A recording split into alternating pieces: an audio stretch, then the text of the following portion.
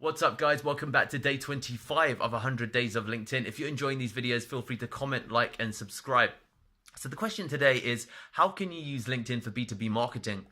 So I think that, from a personal profile level, I think having and posting interesting status updates that are informational rather than promotional are really, really important, number one. I think number two, you could write some longer form LinkedIn articles and use them, of course, on your profile. That's number two. And, again, there could be interesting industry insights or updates. Number three, I've also seen some people record industry update videos and post them to their profile.